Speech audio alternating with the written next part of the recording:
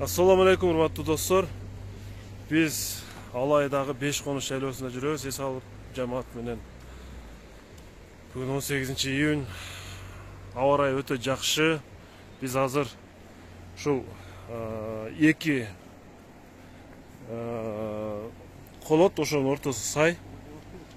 Ушул жерде кетип атабыз. Бул жерде көпүрө бар экен.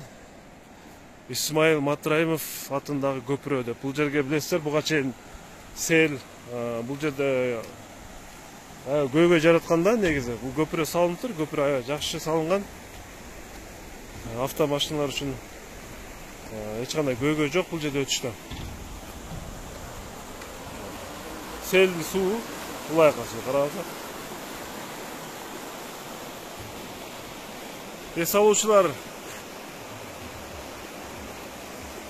Эс алуучулар көп. Бул жагы мынакей караңыздарчы.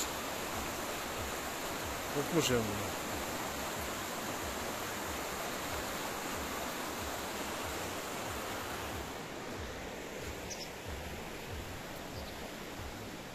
Негизи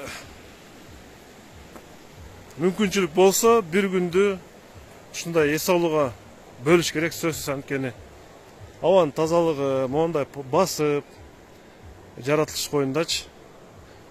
Бул албетте ден соолук үчүн пайда.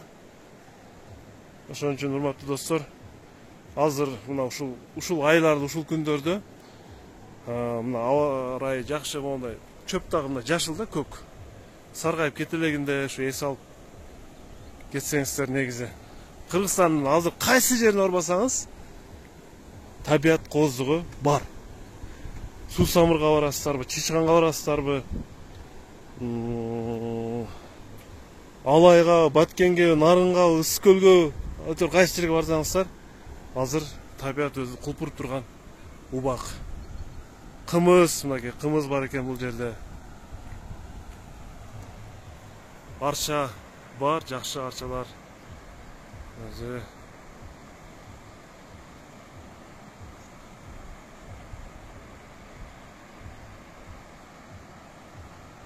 Бул жагы дагы арчалуу болот.